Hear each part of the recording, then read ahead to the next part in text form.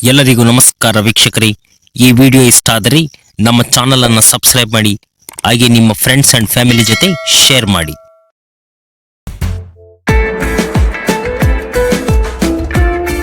ಎಂಟನೇ ಶತಮಾನದಲ್ಲಿ ಅದ್ವೈತ ವೇದಾಂತದ ಪ್ರತಿಪಾದಕರಾದ ಶಂಕರಾಚಾರ್ಯರು ಸ್ಥಾಪಿಸಿದ 4 ಪ್ರಮುಖ ಮಠಗಳಲ್ಲೇ ಪ್ರಪ್ರಥಮವಾದದ್ದು.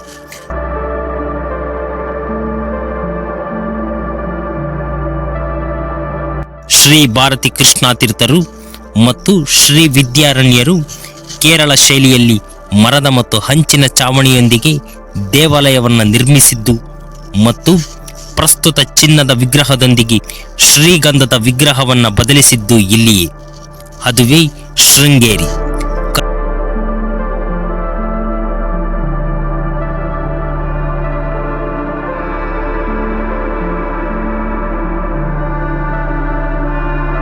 ಕರ್ನಾಟಕ ರಾಜ್ಯದ ಚಿಕ್ಕಮಗಳೂರು ಜಿಲ್ಲೆಯಲ್ಲಿರುವ ಮಲೆನಾಡಿನ ತಪ್ಪಲಿನಲ್ಲಿರುವ ಒಂದು ಪುಟ್ಟ ಪಟ್ಟಣ. ಶ್ರೀ ಶಾರದಾಂಬೆಯ ದೇಗುಲಕ್ಕೆ ಹೆಸರುವಾಸಿಯಾಗಿರುವ ಈ ಪಟ್ಟಣವು ಕರ್ನಾಟಕದ ಪವಿತ್ರ ನದಿ ತುಂಗಾ ನದಿಯ ದಡದಲ್ಲಿದೆ.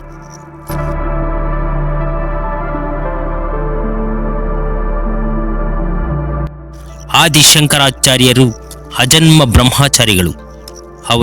ಇವರು ವಿಶ್ವರೂಪರ ಮಡದಿ, ಉಭಯ ಭಾರತೀಯವರ ಶಾಸ್ತ್ರ ಸಂಪನ್ನತೆ, ಅಪ್ರತಿಮ ಪಾಂಡಿತ್ಯವನ್ನು ಸೂಕ್ಷ್ಮವಾಗಿ ಗಮನಿಸಿದ್ದರು. ಆಕೆಯ ಪ್ರತಿಭೆಗೆ ಮೆಚ್ಚಿ ಶ್ರೀ ಶಂಕರಾಚಾರ್ಯರು ಉಭಯ ಭಾರತಿ ಅವರಿಗೆ ನ್ಯಾಯಾಧೀಶರ ಪಟ್ಟವನ್ನು ಕೊಡುತ್ತಾರೆ. ಮುಂದೆ ಉಭಯ ಭಾರತಿ ಅವರು ವೀರಾಗಿಣಿಯಾಗಬೇಕೆಂದಾಗ ಶ್ರೀ ಶಂಕರಾಚಾರ್ಯರು, ಅಮ್ಮ, ತಾವು ಬ್ರಹ್ಮ ವಿದ್ವಾ ಸ್ವರೂಪಿಣಿಯೇ ಆಗಿದ್ದೀರಿ. ತಾವು ಇರುವ ಸ್ಥಳವೇ ಶಾರದಾ ಮಂಡಲದ ಪ್ರಭಾವಲಯವಾಗುತ್ತದೆ. ಸಹ್ಯಾದ್ರಿ ಪರ್ವತ ಶ್ರೇಣಿಯಲ್ಲಿರುವ ಶೃಂಗೇರಿಯಲ್ಲಿ ನೀವು ನೆಲೆಸಿ ವಿದ್ವಾಂಸರನ್ನು ಅನುಗ್ರಹಿಸಬೇಕು. ನನ್ನ ಮಾನಸ ಮತ್ತು ದಿವ್ಯ ಶಕ್ತಿ ಆದಿದೇವತೆಯಾಗಿ ಸರಸ್ವತಿಯಾಗಿ ಮಾತೃಸ್ಥಾನದಲ್ಲಿ ನೆಲೆಸಿ ಎಂದು ನಮ್ರವಾಗಿ ಕೋರುತ್ತಾರೆ. ಅವರ ಮಾತಿನಂತೆ ಉಭಯ ಭಾರತಿ ಅವರು ಶೃಂಗೇರಿಯಲ್ಲಿ ನೆಲೆಸುತ್ತಾರೆ. ಶೃಂಗೇರಿಯು ಹಲವಾರು ಪ್ರಮುಖ ಪ್ರವಾಸಿ ಸ್ಥಳಗಳನ್ನು ಹೊಂದಿದೆ. ಶೃಂಗೇರಿಯಲ್ಲಿ 40ಕ್ಕೂ ಹೆಚ್ಚು ದೇವಾಲಯಗಳಿವೆ. ಮಲ್ಲಪ್ಪ ಬೆಟ್ಟ ಎಂದು ಕರೆಯಲ್ಪಡುವ ಸಣ್ಣ ಬೆಟ್ಟದ ಮೇಲಿರುವ ಮಲಹಾನಿಕೇಶ್ವರ ದೇವಾಲಯವು ಮುಖ್ಯವಾದವುಗಳಾಗಿವೆ. ಇಲ್ಲಿ ಒಂದು ಸ್ತಂಭ ಗಣಪತಿಯ ಭವಾನಿ ದೇವಾಲಯವಿದ್ದು ಇದನ್ನು ದ್ರಾವಿಡ ಶೈಲಿಯಲ್ಲಿ ನಿರ್ಮಿಸಲಾಗಿದೆ. ಈ ಶಾರದಾಂಬ ದೇವಸ್ಥಾನದ ಪಕ್ಕದಲ್ಲಿರುವ ಶ್ರೀ ವಿದ್ಯಾಶಂಕರ ದೇವಸ್ಥಾನದಲ್ಲಿ ದೇವಾಲಯದ ವಾಸ್ತುಶಿಲ್ಪದ ಅತ್ಯುತ್ತಮ ಉದಾಹರಣೆಗಳಲ್ಲಿ ಒಂದನ್ನು ಕಾಣಬಹುದು.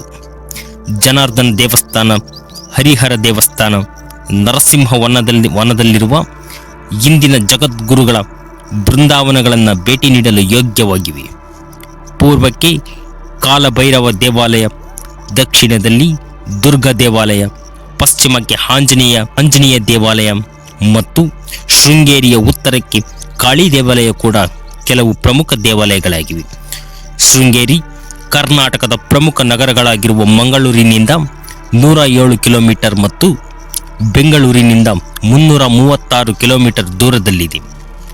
ಮಂಗಳೂರಿನಿಂದ ಕಾರ್ಕಳ ಮಾರ್ಗವಾಗಿ ಈ ಪಟ್ಟಣವನ್ನು ಸುಲಭವಾಗಿ ತಲುಪಬಹುದು.